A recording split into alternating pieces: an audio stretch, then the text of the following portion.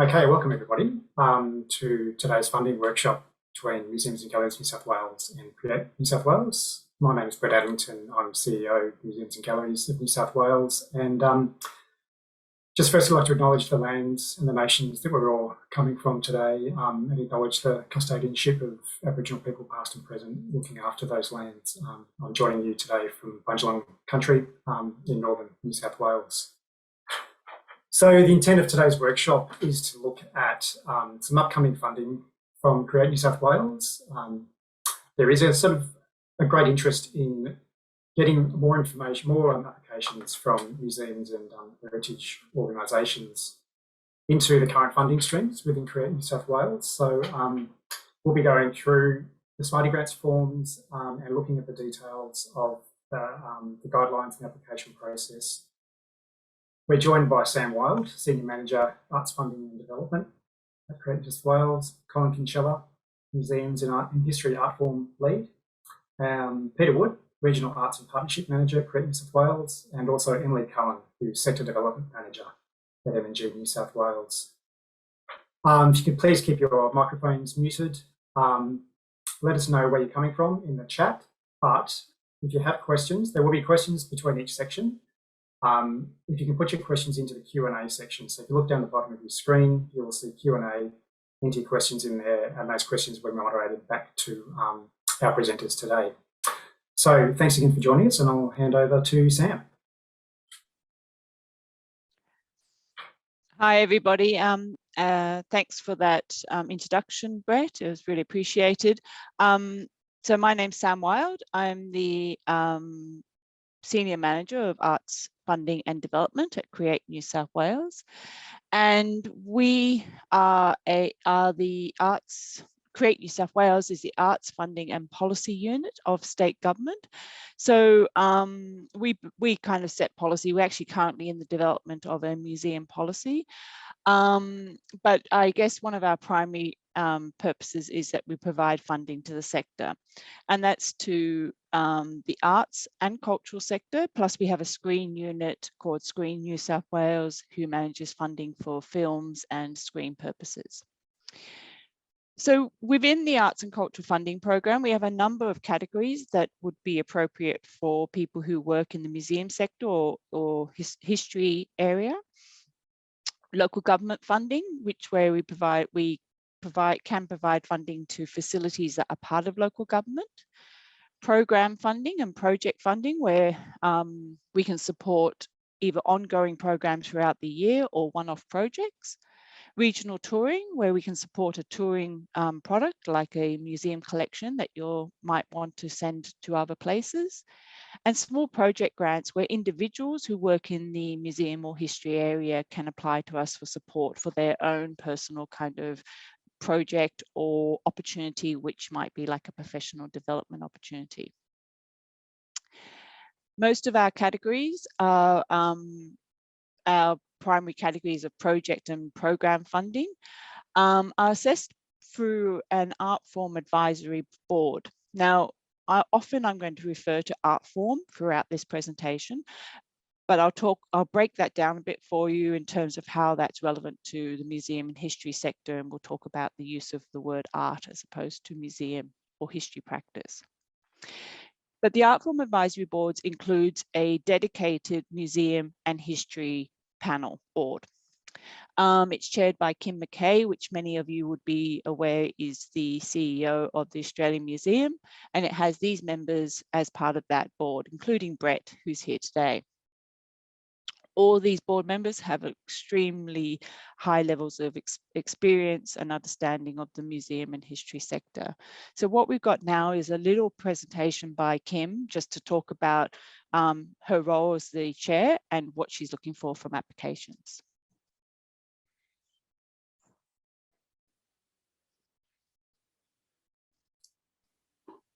Sorry, Sam, we can't actually hear the sound for that. Okay, one sec. Okay. No, that's okay. So I'm going to just open this in a different, did you hear the sound before when we tested it before? Guys, when we when I didn't have it embedded in the presentation. Yeah, I think we did. I think so. When you Yeah. share it, tick the little box down in the bottom of the share screen to say share sound. So when you share it, Okay. select it again, and make sure that bottom tick is in there.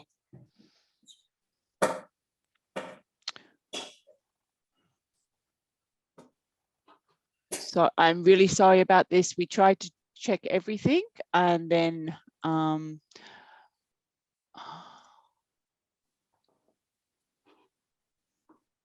okay, I think I've got it.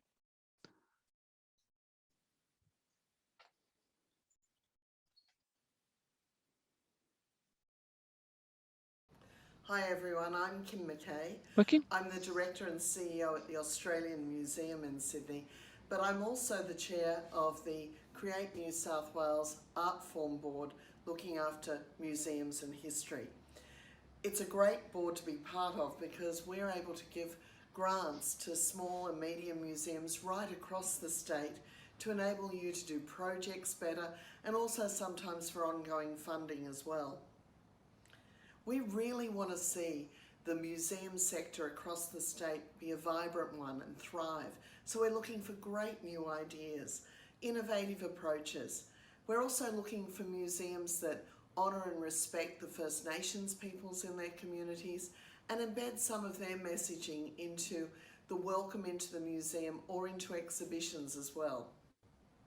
We're looking for museums that really look at their local community and understand what their audiences need. And we're looking for museums to propose projects that can be well analysed and demonstrate how they're adding to the growth and understanding in their local communities. You know, museums are great community spaces, as we all know, but they're wonderful places for learning and for innovation to stimulate that curiosity. So listen to what Create New South Wales has to say about the ways in which you can improve your applications. But I'm really looking forward, along with the rest of the board, to seeing some great ideas come forward because it's a vibrant sector and one which you're all part of, and your ideas are gold.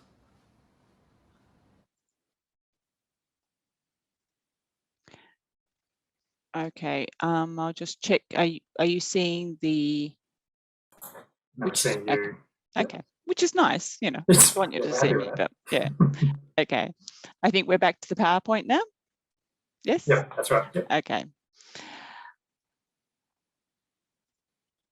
So now we'll go into application form. We're going to go through in detail the project application form because we think it's probably the most accessible one if you haven't applied for a funding program from us before. We'll be sharing the sort of presentation between different members as we talk through this. As Brett said, if you've got questions, put them in the Q&A, and we'll have sections during the presentation where we'll stop and we'll look at some of those questions so that we don't lose thread of you know, issues as we go through. So I'm just going to get my presentation. Oops.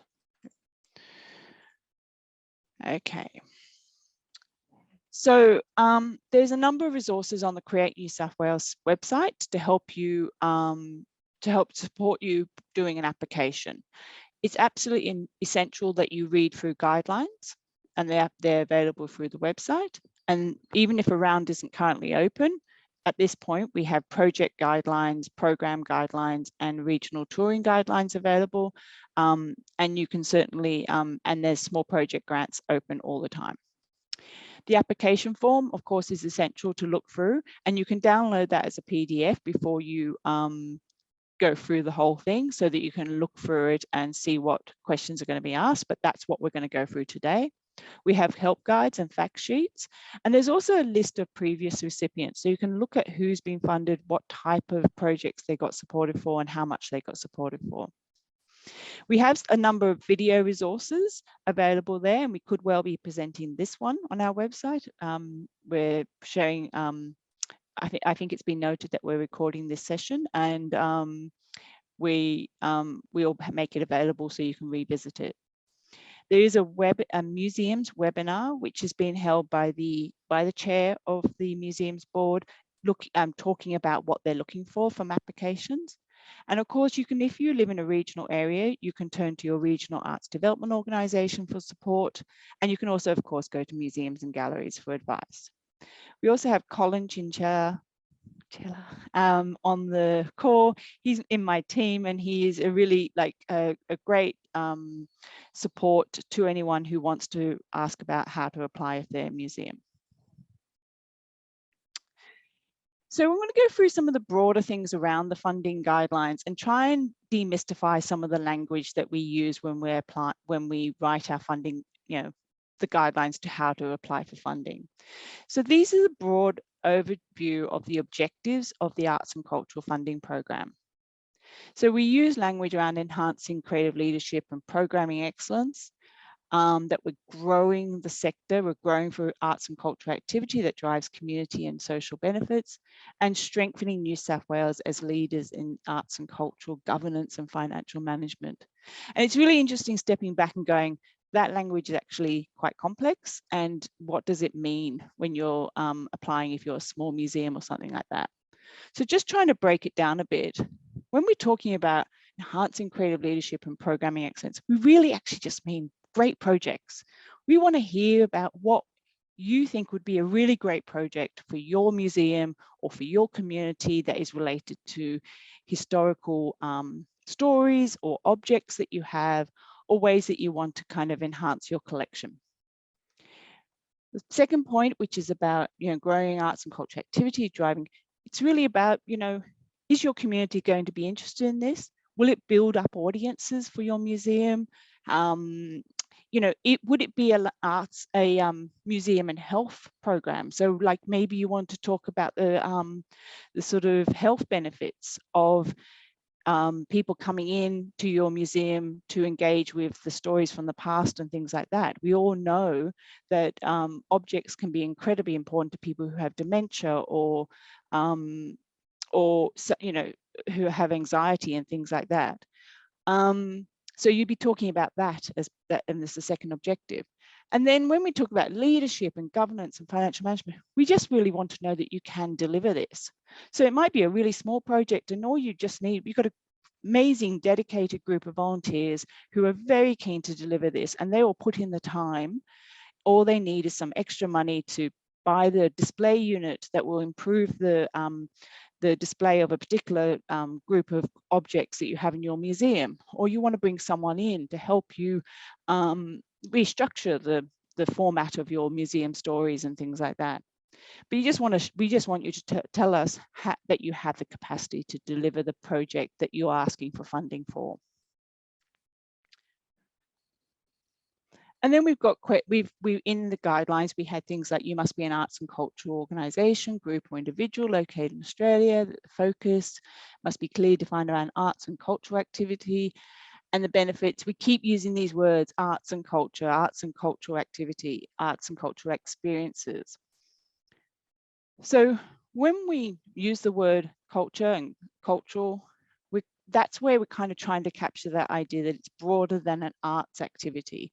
Yes, primarily, like a lot of our funding goes to arts, but the cultural bit is trying to capture that idea of museums, of traditional practices, about the histories and things like that.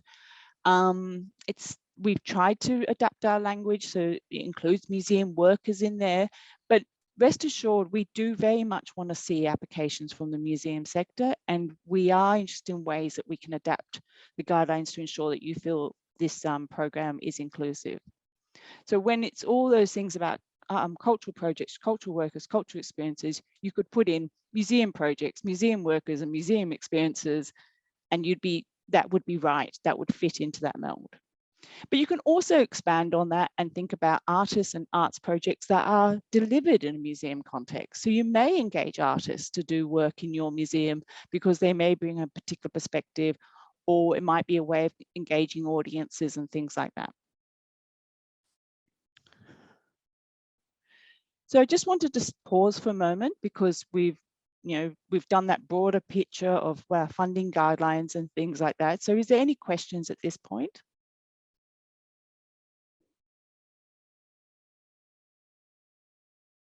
Good. No, there's nothing in there. So Nothing in there? Great. Hang on, sorry, if I can ask. Would an art project that asks the local community to contribute their own objects to make up a temporary collection that stand in for their own regard for the local count as museum? Yeah, I mean, if they're objects that are relevant to that local community and you're perceiving them as relevant to your space. So when you say a museum? Yeah, I just wondering, Margaret, if you could clarify that. If it forms a temporary collection in, as in, those objects will only be together for that short period of time, forming sort of a pop-up museum, is that what we're meaning there? I think that it would really depend on the situation with that particular inquiry. But you see, I guess the space between it doesn't have to formally sit in a museum component. That could be a really interesting project to do as a temporary thing, that it might be in a shop front.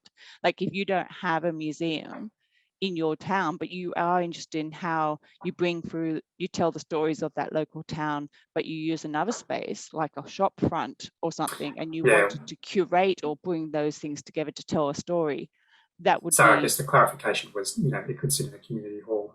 So yes, it would totally fit within the guidelines. Yeah.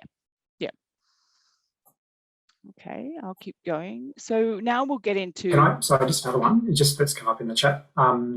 Definition of regional is always an issue for us in the Blue Mountains. Yes. You can answer that one. Yes. Can you answer that one? I can answer that one, but it's not a great news story for people who live in the Blue Mountains. In terms of the Arts and Cultural Funding Program, I mean, it's not bad news, but you'd get defined as Western Sydney in the ACFP, that is. You can change with different guidelines for different things.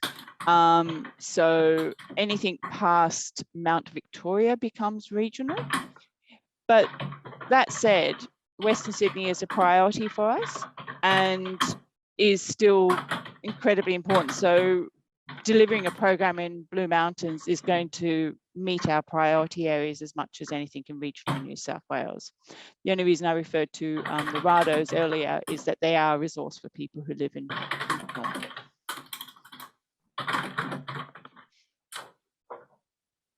Is there any other questions at this point?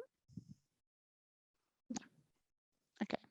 So now we're going to sort of dig deep into the application forms, and please sort of feel free to ask questions about this. We feel like this can be the barrier to people applying, and we've gone through the forms trying to identify particular sticking points for people who might be applying. So probably the key points of filling in the application forms is that you will have to complete an eligibility questions. You'll be asked to describe your project. You'll be asked to define which art form, and I'm putting that in inverted commas because museums is there or history is there as an option. And you'll also be asked to choose which art form advisory board to assess your application. Now, you can immediately go to museums and history advisory board, but you may be running a festival, and we have a festival board that you might want to consider. Or you may have a project that combines a museum project, but it also has theatre and literature and other projects. So we have a multi-arts assessment board as well. So I don't want to complicate the matter. I should keep going because I'll get to a slide about this, but there is different ways of approaching that. You'll go through questions that are actually the assessment criteria. There's a section on measuring your success, and that can be quite a complex area. There's our priority areas, and then you have to complete your details at the end of the application form. So when you get past the eligibility questions, which is just asking, are you an organization, or are you,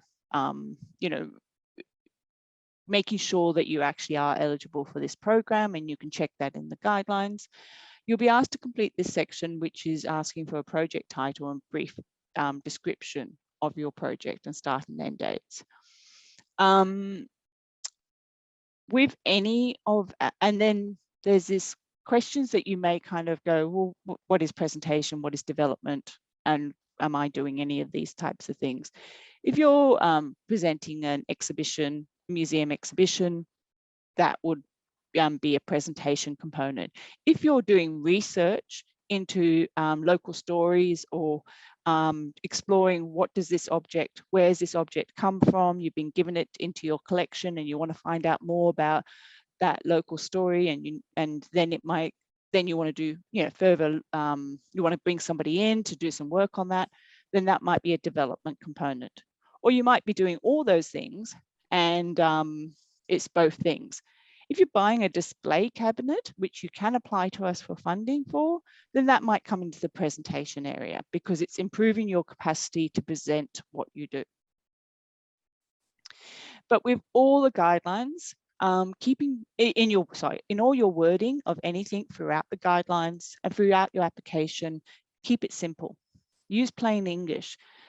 Don't kind of assume people want you to be complex in your language. In most cases, it's preferable that you use third person. You know, the Milford local museum will do these things rather than I will or we will.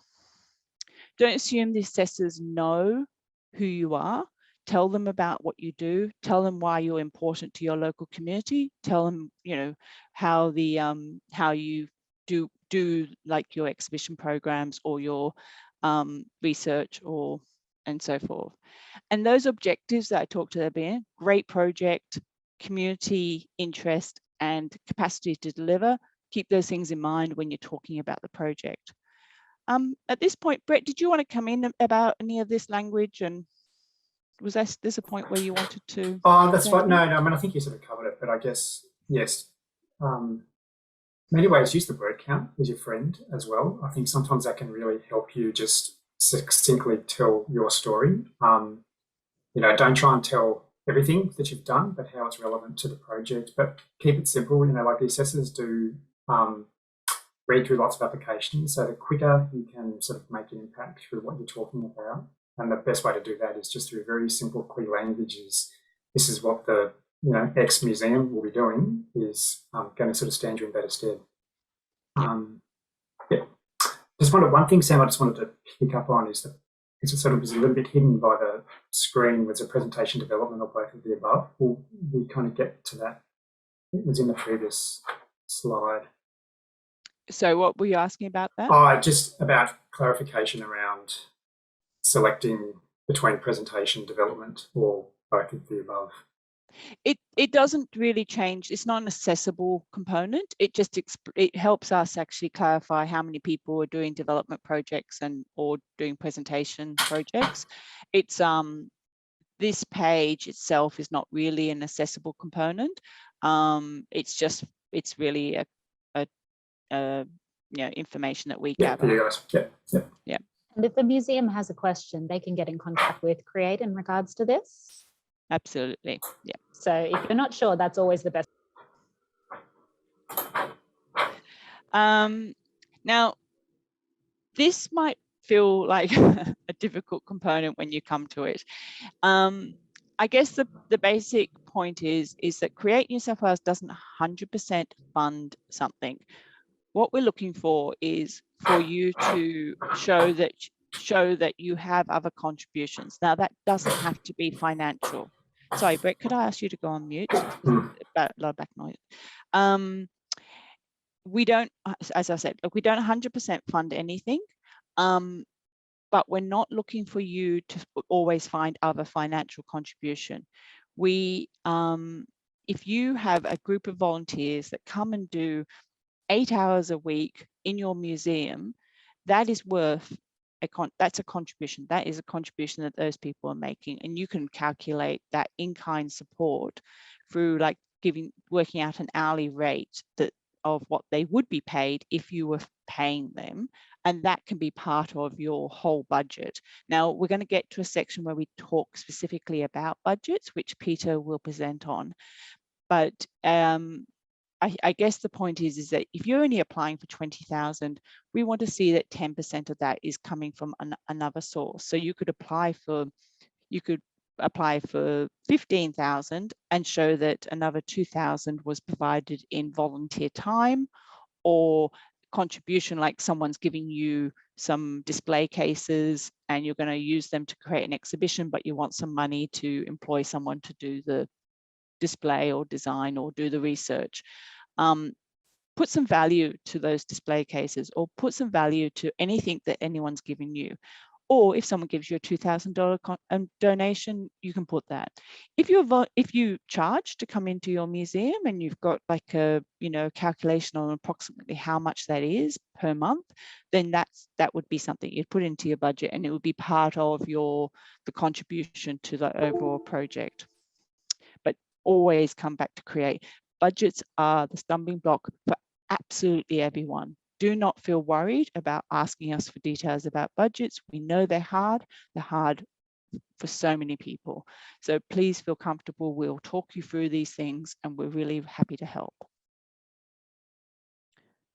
So, and this is just going back to that art form. We will ask for a primary and a secondary art form. So it might be that your art form, it's weird, but is museum. Your secondary one may be research, or it may be, I think we can even choose museum. I think that the thing is that we have to collect data on a certain range of things at Create, and art form is one of those. And also we refer to the art form in terms of the advisory boards, but please don't see these as barriers. They're just words.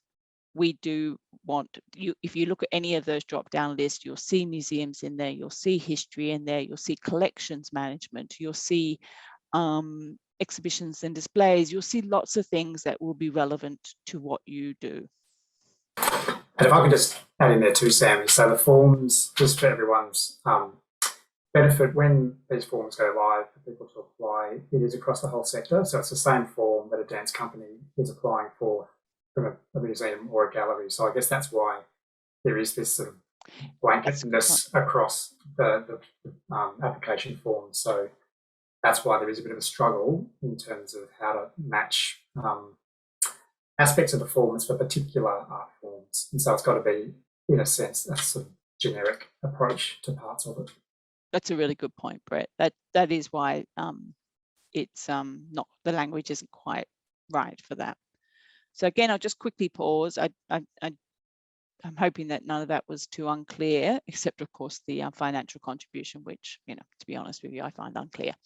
But is there anything at this point? So no, there's no questions in the chat at this point. Okay. So getting into the first assessment criteria. So a lot of that information beforehand is us collecting, it's just literally us collecting information so that we know how to categorize you when you're getting assessed, and how we cut up our information when we are trying to report on our funding. So the first criteria is this around merit.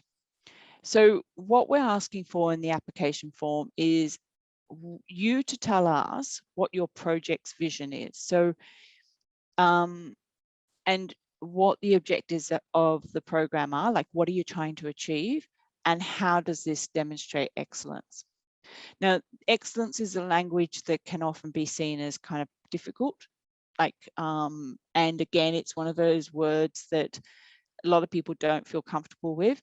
But it's really just telling us a great project or a great idea. It's really, and that can be absolutely great in the context of your local community or your museum. We're going to go through an example of someone who's written a great description and was successful for funding for museums. Emily, did you have a question, or you want to describe the next? Are you going to talk to the next slide? Oh, no, I was just going to mention, if you're ever unsure how to word something, feel free to get in contact with us or with Create. We're all happy to talk things through. And just the word vision as well, it's just what is your project doing? So for example, if you wanted to get a display case, what are you going to do with the display case? You know, what are you putting in it? Why is that important? Why does that assist with the museum, and the how does it improve the visitor experience for your museum? Yes, perfect. So here is an example of someone who's provided us with a description of what they wanted to do. Was I talking to this or was somebody else talking? I'm kind of lost all my notes about this, but I think you and I both were. I can take a. Do you want to have a go at it, Brett? And yeah. Look, I guess something like this is that it is, as you can say, very succinct. It's I guess why this one stood out to you know, for us is looking at it is that it's looking at some issues that are facing the museum, and that is, you know, thinking about management of the collection and climate change and rebuilding audiences, particularly sort of young people. And I've used this as an opportunity to bring the two together in a really interesting way. And I think they've just explained that in a really sort of simple way. We've just lost your presentation. Yeah, I'm sorry. My computer just decided to have a little bit of collision. One moment. I won't be a moment. There is a couple of. Did you want to go, Emily? Yeah, I'll just jump in if that's okay, Brett. I suppose the number one thing with this is don't try and be humble about your project and what it's going to achieve. Talk to the strengths of your project and talk to your own strengths as well. Remember the excellent things that you're doing for your community and for your collection and for the people who come to your museum. So feel free to bring up things like the audiences that you hope to attract, what this is going to do for the collection. If it's a significance assessment, for example, talk to how this is going to improve the museum going forward. So talk your project at its appropriate level. Don't try to be humble with this. Yeah, that's really good. There's a couple of questions in here I might ask Sam, and particularly one is if the project has an Australia-wide benefit, including New South Wales, does Create consider that projects have to be wholly within New South Wales, or could you sort of perhaps talk about where sort of audience or sort of programs need to sit within that sort of broader national context? Sure. We do want a benefit to come to New South Wales. I'm looked like I'm having. Can you still hear me, even though my face seems to have frozen? Yeah. We do. There needs to be a benefit to New South Wales, but it definitely can be part of a bigger program of delivery across the state, across the country. Either you need to be employing like New South Wales professionals, whether it be a history consultant, a museum advisor, or somebody who works in your area and they're New South Wales, or it has to be focused on, so it doesn't have to do both, but it might have to be targeted at enhancing audiences or increasing New South Wales audiences. So there has to be some benefit to New South Wales for it to be funded by us. Does that? But you could also talk about your organisation. You know, it could be a really great leadership opportunity for your organisation to be working in a different state, or taking some workers from your organisation to a different state, or museum workers. So I guess try and sort of tell that story. So even though the activity might be spanning out to a different state, what is that activity bringing back to the organisation within New South Wales? Yeah, completely. Yeah. Was there other questions? I can see a few in there. There was a couple. Yeah, I mean, you probably just talk about this one with, do I need multiple quotes or evidence to back up figures in my budget? We'll talk about support material in a minute. Later. Yeah. And a grant for an external advisor would be within the guideline. Does that include a program for a digital presentation? I would say that it would. Sorry, Brett. Someone asked, you had mentioned that a grant for an external advisor would be within the guidelines. Does that include a program for a digital presentation? Yeah, it sounds like that would work. Yeah.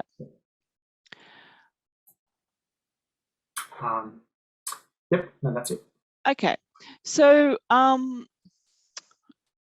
this is also continuation of that example, where the two questions were: talk about your vision or what you're going to do, and talk about what the objectives, what are you trying to achieve by doing that, and how is that going to be how is that going to be a great project? How can you demonstrate that that's going to have an impact? So this is a response that was provided around the aims around nurturing and sharing the collection, obviously with an audience increase was one of the aims, and that they were going to do a webinar series, and they were going to do a youth engagement strategy, which are all really valuable ways of engaging with the museum sector. Brett, or Emily, do you have anything to add to that around this example? Look, just again that it's using the museum to address a whole range of different things, looking at sort of challenges facing the museum, being very clear about how they're going to do that. Mm-hmm. I think sort of stepping things out like this in sort of dot points or listing like that is a really just clear way to demonstrate what you're talking about. Yeah. Yeah.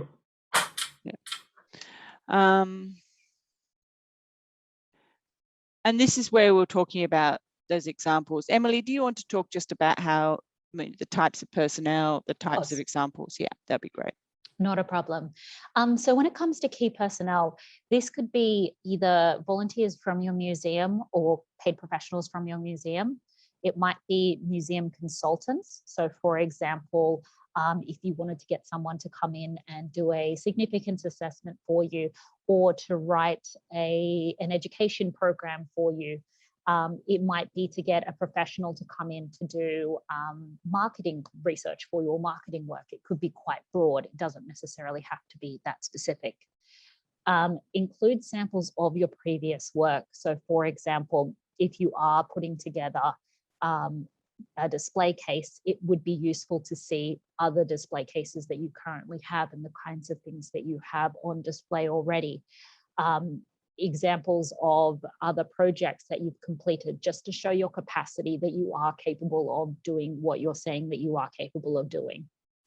And when it comes to support letters and emails, if you are in an area with a museum advisor, get a letter of support from your museum advisor, or get a letter of support from your local council, from your key organizations that you interact with. If you have a local school group that comes to you every year, get a letter from the principal of the school to talk about the work that you do. It's very useful to have a letter of support. And if you are working with First Nations or First Peoples organizations, then definitely get a letter of support from them. That is incredibly important. And this is an example of one of those letters of support just here. Yeah, and you'll note that, when it talks about engaging, as Emily said, with First Nations stories or people, then back that up with evidence that you've spoken to the local community, particularly like maybe it's the land council, and ask them what, have that consultation. Take the time to have that consultation and work well before the deadline, and then once you've kind of established that relationship, then ask them to provide you a letter of support to because they are keen to be involved. I'll also just add that if you are working with a First Nations, First Peoples, Aboriginal organization, getting a letter of support to you may not be their first priority. So give them plenty of time. Don't try and rush anyone into giving you a letter of support. You'll never get a good letter of support if you try and rush someone. And I've just seen a question come through. Does that include a letter of support from a museum patron? as in someone who is a visitor to the museum or someone who is providing funding to the museum? Just on that, just clarifying that question.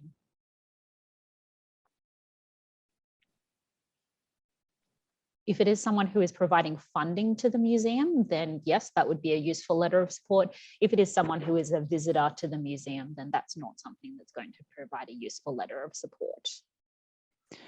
That's absolutely right. And it is all hinging on what type of project you're applying for. So, you know, if you're applying for a project that is all about working closer with those people who regularly come into the museum, you may kind of want to talk about how they are supportive of the proposed project. But just make your letters of support relevant and up to date. Yes. So it is important that, and this is just going back to that point, that if you are going to include First Nations or Aboriginal cultural elements, community or heritage, then it's incredibly important to look at our protocols, which are available through, there'll be links in the application form and they're available on our website. So I think we've had questions as we went along. I think we might keep moving because we've got a still bit to go. So then you'll be asked about impact, and you'll have an option around what type of ways you want to talk about the impact of your program. And when we say impact, we really kind of, it is about how you're going to demonstrate, like what are you trying to achieve? Are you trying to increase your audiences, increase participation by people? Do you want to improve the operation of the museum? So you may want to come to us for like getting a consultant in to help you look at the way that you run the museum and make it more efficient. You may want to get a consultant who comes in to do some of the assessment on the significance of your collection. So you may want to pay someone to do that. And that's kind of like an operational thing. So you want to be talking about the operational impact on the museum as a whole. We do collect information at this point about your audiences, about the participants, and about who is working there, who provides time, and this does include volunteers. So, sorry, Brett, did you have something? I was just going to say, just to don't overhead that either. I mean, I think you don't need to sort of be demonstrating that there's thousands of people necessarily. I think the board has a really good sense as well, and people that sort of do read grant applications have a good sense of what, you know, the scale of the project is, its relevant sort of audience size, as you know, as it attaches to that scale. So don't feel like you need to sort of overemphasize those numbers. Yeah. So you can see in this impact area that it could be an audience impact, how you're increasing them, diversifying them, changing how they participate in your program.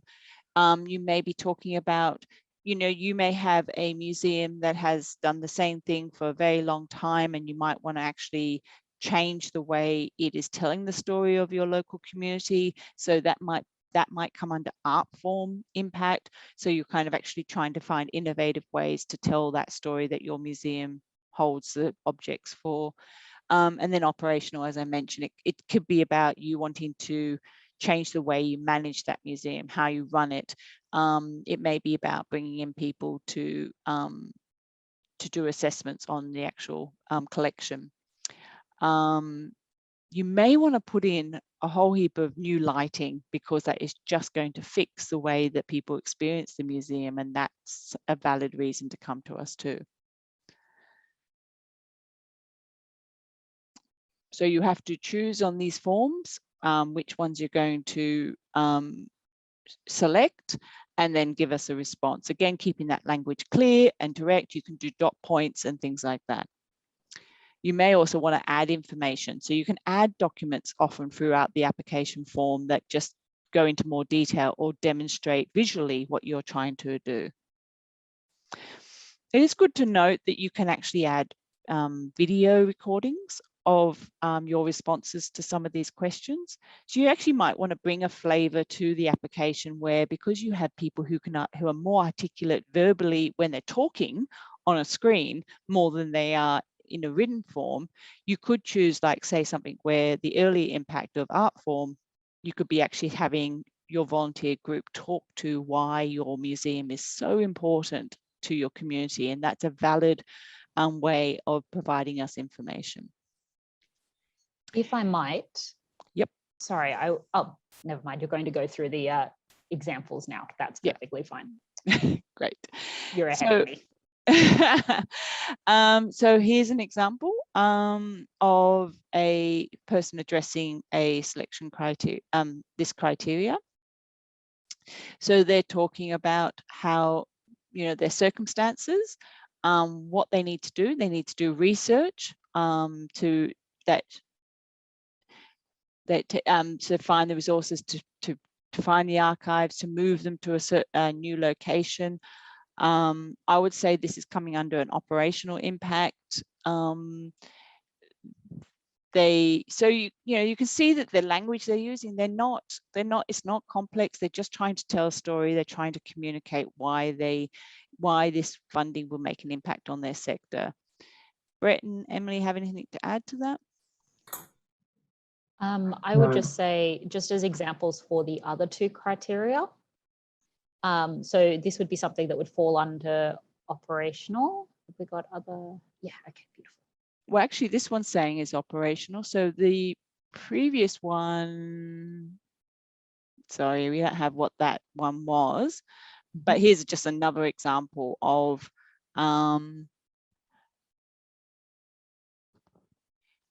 so they are talking about operational. So they want to increase the capacity for them to put displays on objects on display, more storage space.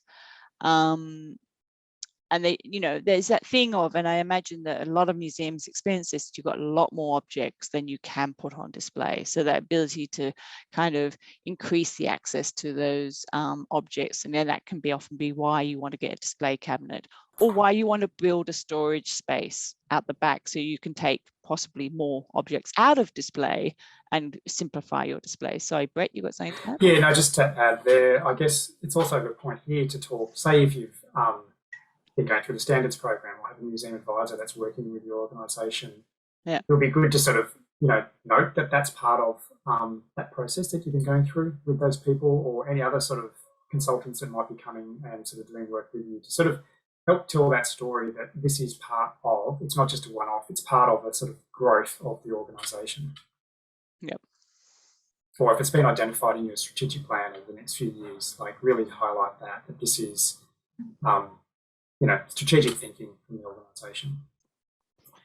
So this is a question that comes up as how you address these areas in your project that you're seeking funding for. And I think that, you can offer, like, new work being developed, that's really about kind of, it is probably more art form based, but it may be new ways of doing things. So any of these questions that might present a challenge to you when you're going through the application form, please contact Create or M&G to talk them through. They are standardized questions that we use across all art forms, and therefore we're trying to collect this information, and that is why we're asking it.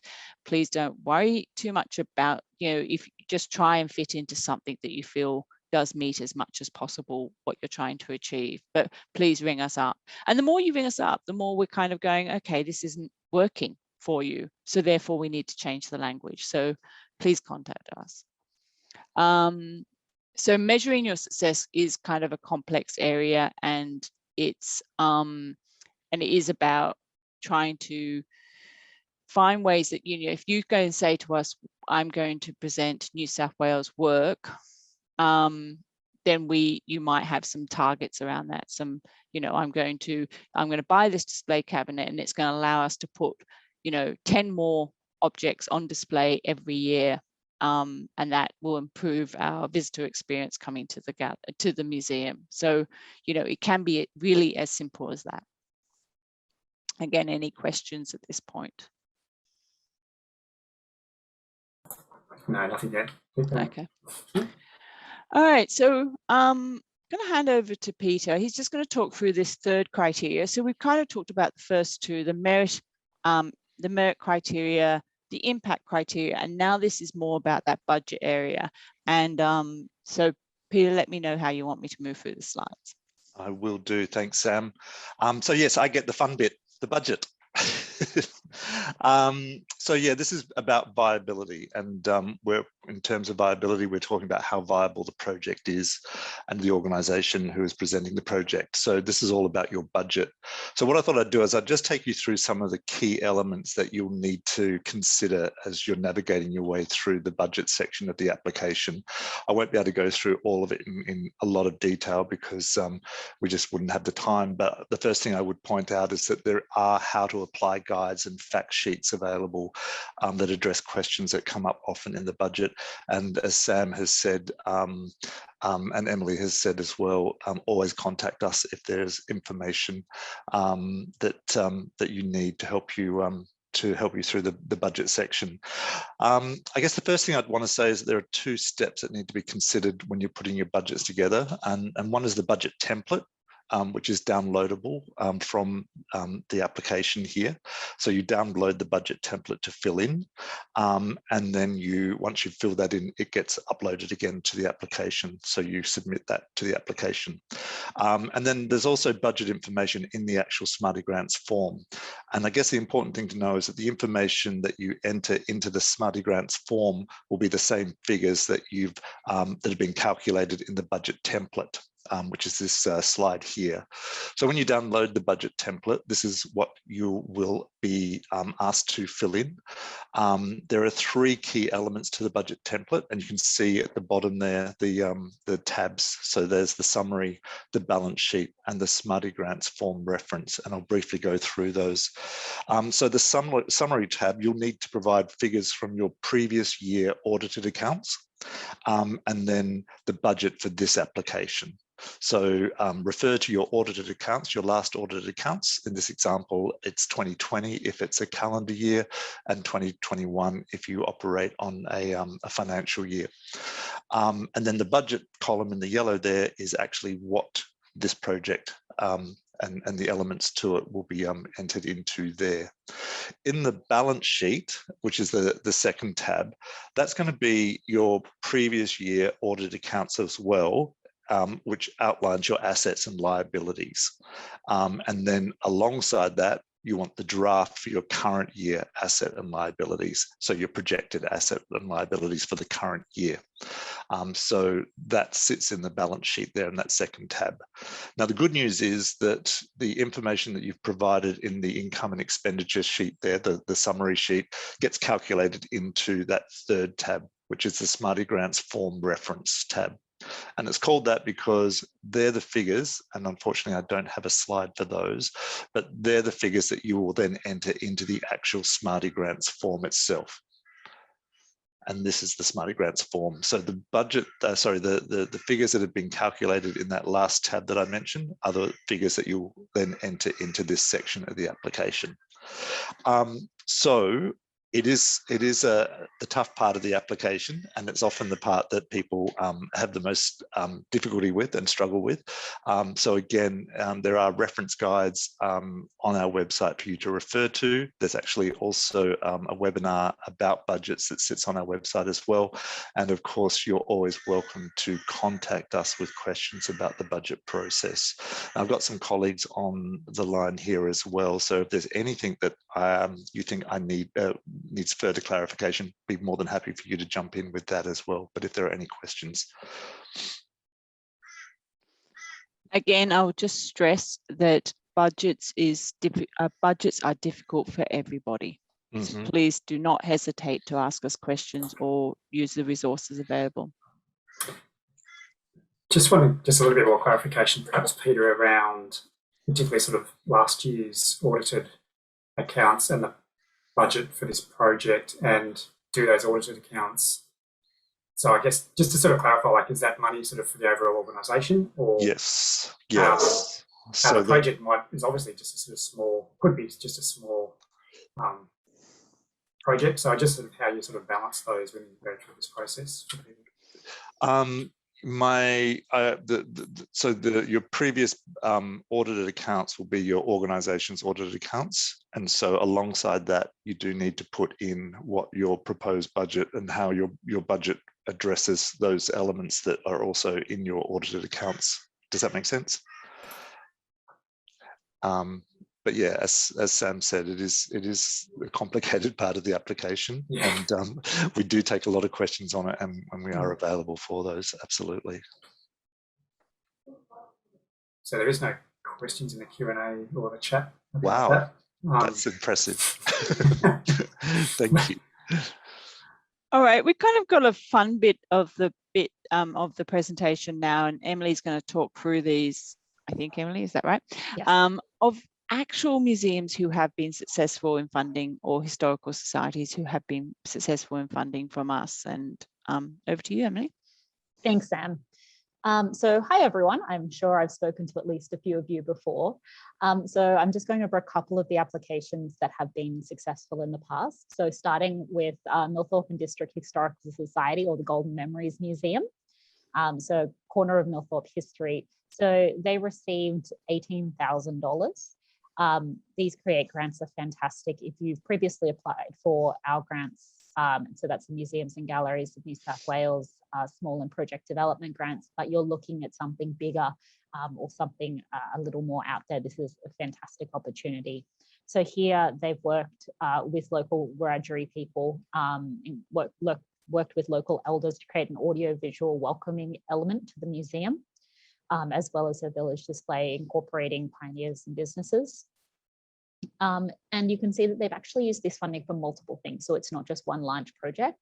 It is several smaller projects worked into one large project. So you can work a few projects into one larger funding application, which you can see here. We've got an archives corner, a village display, and the Wiradjuri exhibition there. So multiple pieces coming together in one large project.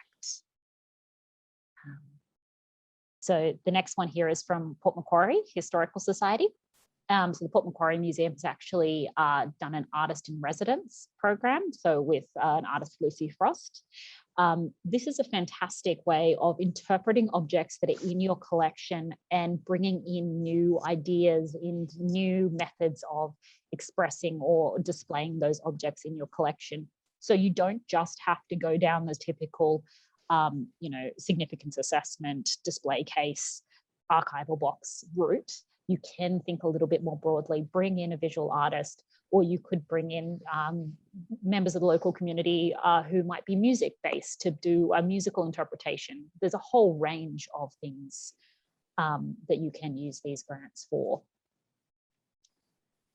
And here's another example. So this one here is actually a digital experience. So this is a screenshot from an iPad. So this particular one is from Dubbo Regional Council, which is an educational stop motion adventure activity, $13,500, which is using art and STEM education in an interdisciplinary way to build on the learning experiences at Old Dubbo Jail, Wellington Caves, and the cultural centres as well. So there's a broad range of different types of projects that you can apply for, whether it's digital, physical, audience-based, sort of capacity building. There's a whole range of different things that you can apply for through that. And I can see that there was a question about buildings. There are infrastructure grants for buildings. These particular grants are not for those purposes.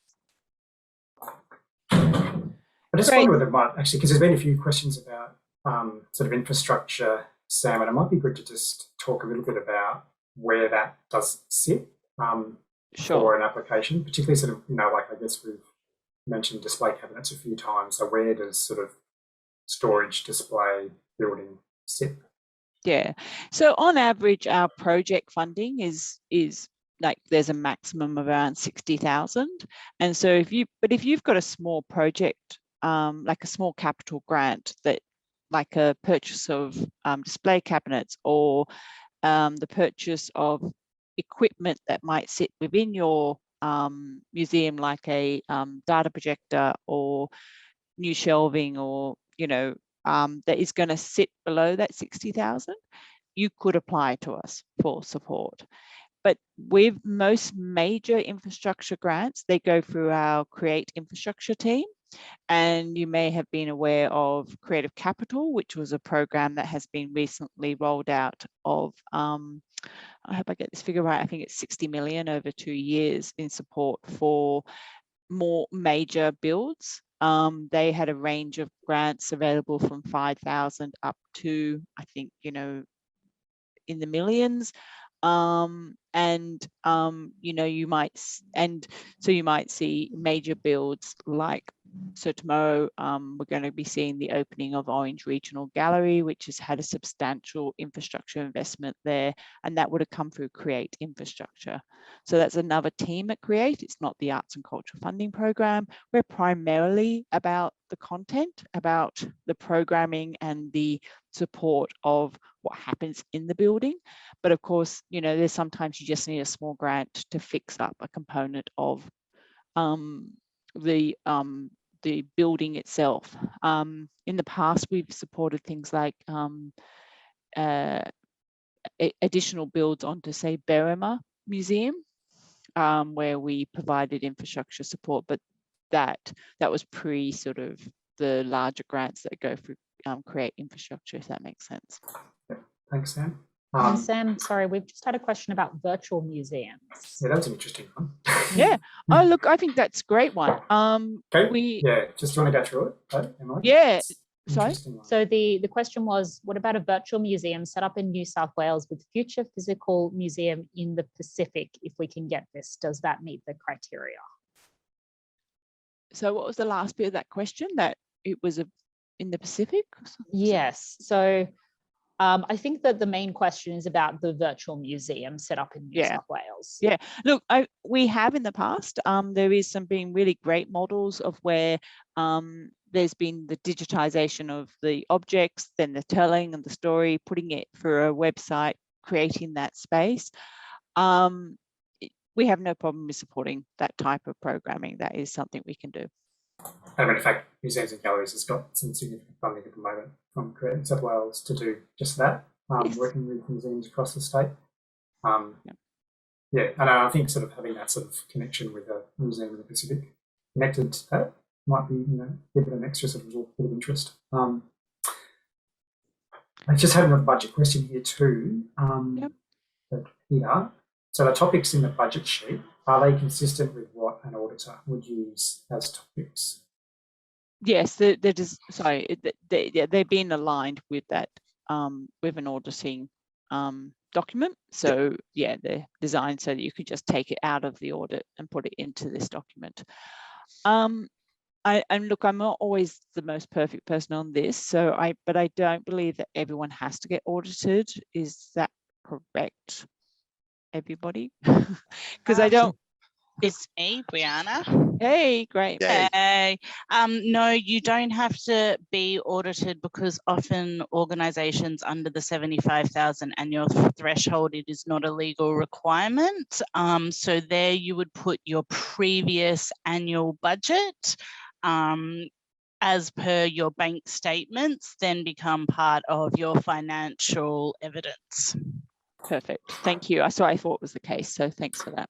And there's just another one here about costs within a budget and evidence of quotations. And I guess, I can sort of answer that and sort of clarify anything further. But I guess for an application, if, the biggest part of the project was, say, one element, like you're hiring someone to come in and do some work, and that was, say, 75% of the project cost, then you would, we would need to see some evidence of what that costing is, but you wouldn't need to go through with a fine-tooth comb and provide quotations on every single thing.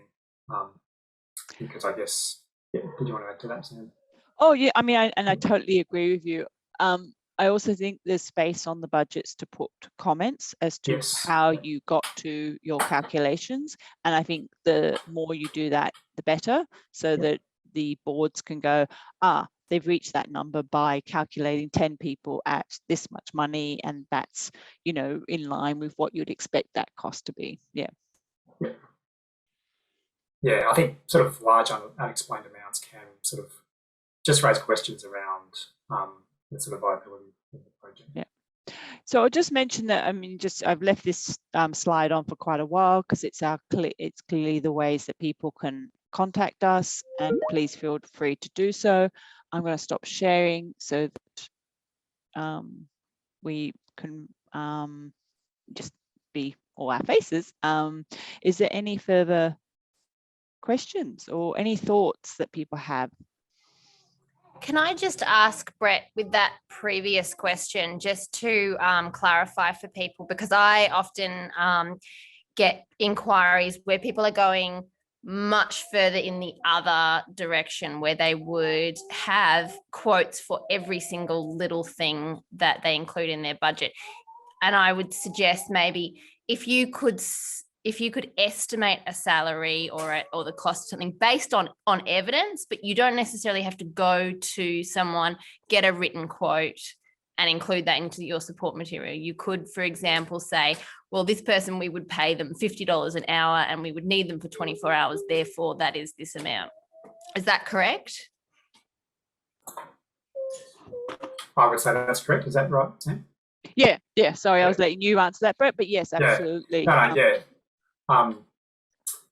Yes, and I guess, you know, what it might be that you have worked with this person before, or you've sort of had a similar print run for similar scale catalogues previously from this, you know, or posters. So you kind of, you might sort of have a history of what those costs might be over the past few years. But yes, the more you explain in the commentary, it does help. The bigger the sort of figure, and I guess the bigger the percentage of the overall budget that figure is, the more clarification would help the board. I would just reiterate that don't be afraid to use the comments box, because the more information that you can supply there to clarify, the better for the board's assessing. And I would just say, you know, it's the big ticket items. Don't kind of be getting a quote for, you know, an amount. And for us, the big ticket items are things like, you know, if it's 50% of your actual total ask, so you're asking for 15,000 and 7,000 of that is going to one thing, you might want to see a quote for that. But if you're asking for 15,000 and some of it's like 2,000, some of it's 3,000, just give an explanation. No, don't chase quotes for it. And it could also just be included into a letter of support as well. So if you've got a consultant you're working with and that person's going to charge you a certain amount, just ask that person to note that figure in the letter of support. So, you know, we kind of know that discussion has been had. I'll just note we've got a couple of questions about taking into account COVID impact. I would say that this is going to be taken into account by the board for this next round of grants. So I don't think there's any concern if you are seeing a downturn in your operations due to COVID. That's definitely something that everyone is very aware of, so not something to be concerned about. Absolutely. Totally back you up on that, Emily. And if we were to go into, if you were successful for a project and then suddenly we had another wave, then Create has adopted a very much a position of flexibility about this, and we want to help the sector continue what it's doing. So it might be something where you hold the money and you wait until there's an opportunity to deliver it. So it's always about having the conversation. So I noted there was a question about opening and closing in the next round. Yeah. So currently, if you're a local government authority, it's open now. It closes, I think, around the 25th or 26th of January. If you're a museum or a space that is a facility of council, you can apply now for a project grant. If you're under section, and please someone give me the right section. 355. 355. So which actually deems you as local government in some ways. You can apply in either. So you could apply in this local government round now because you're a local government in some ways, but of course you may be just under that section, but you don't have any extra resources because of that, and you're much smaller, and you want to come to the project round, which opens on the 6th of December. You can do that. If you're a museum under that section, we have the flexibility of allowing that to happen through that program. So that opens on the 6th of December. The closing date is Peter or Brianna, Colin, anybody, really quickly. But that project round opens then, and that could be, it's a great opportunity to try it out. What I always say to anybody who's applying for funding, you try, and then you try again, and you try again. It's we give feedback, so you can contact us if you apply and you're successful or you're not successful. Book in a time to get feedback on it, because we will be able to talk to you about how your application was perceived and assessed by the boards, and that either will help you in your next application, or it will help you understand why. The other key point is if you have a grant from us, or you have a grant from M&G, and you are still doing that project, that does not stop you coming to us again for another project. As long as you don't have an overdue acquittal on a grant, then you can apply for funding from us. So please feel free and welcomed to apply at any time of the year. You can apply for a project in December now for round 2, which closes on the 31st of January. Then we have another round that will open in July next year, and you'll be able to apply then too. So you might have kind of 2 parts to a project that you want to deliver over a period of time. So you might apply for the first part of the project, be doing that, but put in your application for the second part of the project while you're delivering something else, so that you can bring it all together.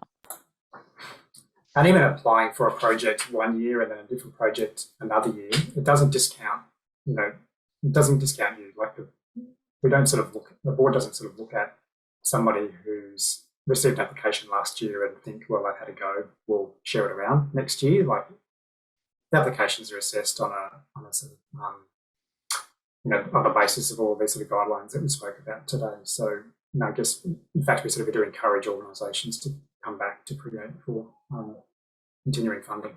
Yeah. I just read the question there, and Brett, about advertising after reopening.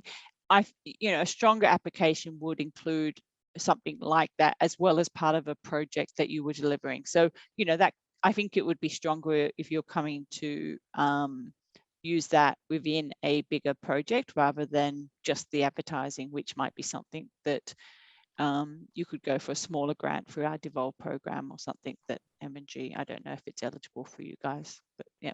Yes, we fund things like brochures is quite a popular one. So that's something you could apply through us. I'll also mention that something that may strengthen an application would be including things like a collection policy if you are applying for conservation, including a significance assessment. All of those standard documents are very useful when you are putting in an application. If you're putting in something like a display case, include what you're going to put inside the display case. The more information you can give, the better.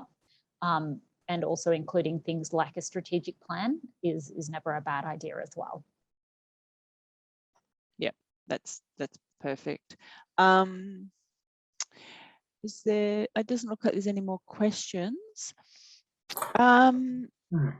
Is there anything else anybody else wants to say at this point? When can we expect to hear about whether I'm reading on behalf of someone here, when can we expect to hear about whether we're successful with the grant? It's that close on the 31st of January. Yeah. It's probably one of the kind of most difficult things about Create is that we do take our time, and so there is an assessment process. The applications come in, we send them off to the assessors to look at them individually where they score them, and then all the assessors come together in a meeting of the Museum and History Board, and they make a final set of recommendations, and then the minister considers those and makes the final decision on what funding is available and what will be funded. And So something like the next round, I believe, will close. The announcements would probably be early March. Would that be right, guys? I think we advertised as April. April, did we? Okay. Yep. So yeah, that would be, it does take a bit of time, and if we're going to be advising people in April, then projects can't actually start until after that period. So we don't retrospectively fund. We have to be for things that are after that announcement date. So do give yourself plenty of time. Yeah.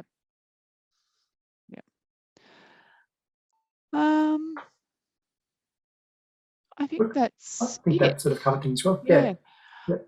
I really do appreciate the time that you all gave to attending this webinar. We're really hoping that we get a lot of applications from the museum sector, and if there's anything that me or my team can do to help you submit that application or talk through your ideas or things like that, and I'm sure, Brett, you feel the same.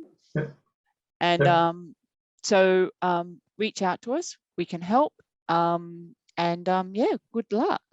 Yep. And I look forward to reading lots of applications.